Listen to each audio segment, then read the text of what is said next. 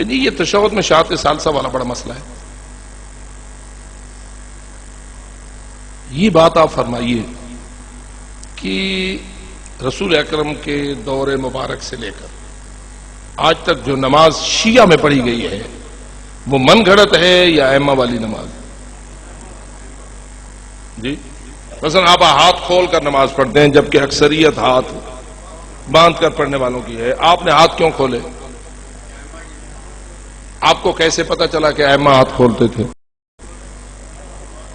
آپ نے خود کسی امام کو دیکھا؟ جی یہ کیسے آپ کو پتا چلا؟ اسی تسلسل سے نا علماء کے ذریعہ اور نسلاً بعد نسلاً جو نماز ائمہ ہدی علیہ الصلوۃ والسلام سے منتقل ہو کر ہم تک پہنچی، ہم یہ سمجھتے ہیں کہ یہی شیعہ کی نماز ہے. ٹھیک ہے، اس شیعہ والی نماز میں 1400 سال میں یہ شیعہ علی ولی اللہ کے قائل تھے یا نہیں؟ کیا شیعہ وہ ہوتا ہے جو علی ولی اللہ کا قائل نہ ہو؟ جی جتنے بھی ہاتھ کھول کر نماز پڑھتے رہے اثنا عشریوں میں سے وہ علی ولی اللہ کے قائل رہے یا نہیں؟ علی ولی اللہ دل میں ایمان اس پہ رکھتے رہے یا نہیں؟ آذان میں کہتے رہے یا نہیں؟ اقامت میں کہتے رہے یا نہیں؟ تشہد میں کیوں نہیں کہا؟ کیا تشہد میں ان 1400 سالوں میں کہا گیا؟ ہم نے نکالا ہے تو ہمارا جرم ہے. ہم نے اگر اشہد ان علی ولی اللہ کے لفظیں تشہد سے آ رہی تھی ہم نے نکالی ہیں پھر تو آپ ہمیں مجرم بنائیں. میرا سوال یہ ہے کہ گزشتہ 1400 سال کے شیعوں کے ہاں تشہد میں اشہد ان علی ولی اللہ کیوں نہیں تھا؟ کیا وہ شیعہ نہ تھے؟ کیا وہ علی ولی اللہ پر ایمان نہیں رکھتے تھے؟ جی رکھتے تھے، شیعہ تھے، نماز پڑھتے تھے. جو نماز نہیں پڑھتے تھے ان کی بات کو چھوڑو.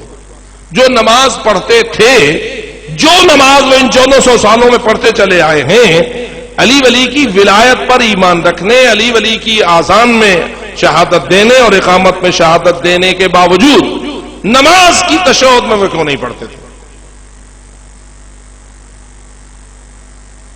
اس کا مطلب یہ ہوا کہ اہل بیت رسول کی نماز جو ان کی طرف منتقل ہوئی نسلاً بعد نسلاً، اس کے تشہد میں شہادت ولایت نہیں تھی. اگر ہوتی تو پڑھتے آتے آج ہم اس کو نکالتے تو ہمیں مجرم کہتے. اب شیعہ کی نماز تو وہی ہے 1400 سال میں جس میں شہادت ولایت در تشہد نہیں ہے. آج اگر تم داخل کرنا چاہتے ہو تو تم ثبوت مہیا کرو نا. تمہیں کس نے اجازت دی ہے کہ تم نماز میں 1400 سال والی نماز کو چھوڑ کر فقط جذبات سے لوگوں سے ناجائز فائدہ اٹھاتے ہوئے تم علی ولی اللہ کو شامل کرو؟ آج اگر تم علی ولی اللہ کو شامل کرو گے تو کل بہت ساری باتیں اور بھی شامل کرو. کل تم کہو گے کہ حضرت عباس کا ماتم بھی نماز میں ہونا چاہیے. کیا خیال ہے، ماتم عبادت ہے یا نہیں؟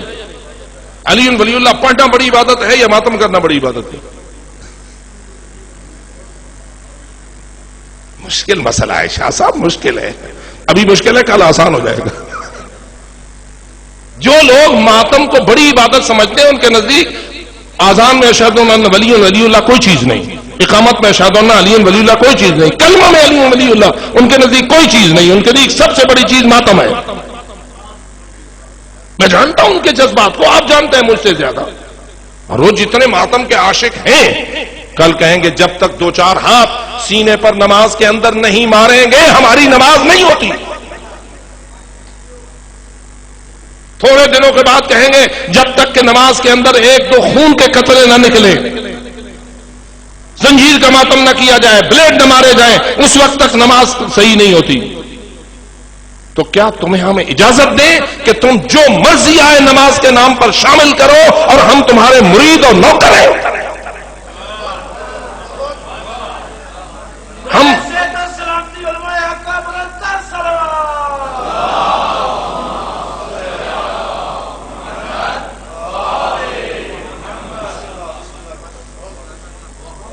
ہم کسی کے لیے نماز نہیں پڑھتے، ہم اللہ کے لیے نماز پڑھتے ہیں. ہم وہی نماز پڑھنا اپنے لیے جائز سمجھتے ہیں جو محمد و آل محمد کی تعلیمات کے مطابق ہو، حتیٰ کہ ہم مجتہدین کو فقط ترجماؤں میں تعلیمات آل محمد مانتے ہیں. نماز بنانے کا حق نہ امام خمینی کو دیتے ہیں، نہ آغا خوئی کو دیتے ہیں، نہ آغا سیستانی کو دیتے ہیں. ہم مان ہی نہیں سکتے کہ کوئی مجتہد نماز بناتا ہے.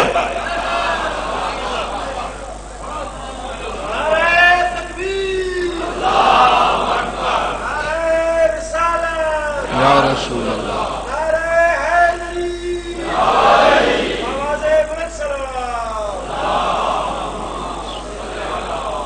مجتہد بھی اگر کوئی فتویٰ دیتا ہے تو سینکڑوں مجتہد اس کے دلال کے اوپر نگاہ رکھے ہوئے ہوتے ہیں کہ اس کی کوئی دلیل ہے، اس کے پاس شرعی دلیل ہے یا ویسے ہی کہہ رہا ہے. اگر بغیر دلیل شرعی کے کوئی بات کہے تو علماء کہہ دیتے ہیں قولہ و بولہ سوا، اس کا پیشاب اور اس کی بات برابر ہے. مذاق نہیں ہے.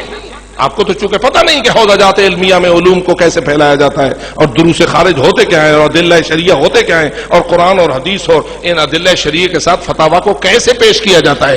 مذاق نہیں ہے. ایک شخص کو کوئی اختیار نہیں دیتے حوزہ کہ وہ اپنی مرضی چلائے. کسی کی مرضی کا نام دین نہیں. دین اس کی مرضی کا نام ہے جس کے سامنے حسین نے اپنا سر کٹا دیا. دین اس کی مرضی کا نام ہے کہ جس کی مرضی کو رواج دینے کے لیے علی کی بیٹیاں رسیوں میں بند ہوئی. معمولی بات ہے. کیا کہہ رہا ہے حسین؟ رزم بقضائک و تسلیم لامرک، تیری رضا پہ راضی ہوں، تیری قضا پہ سر تسلیم خم ہے.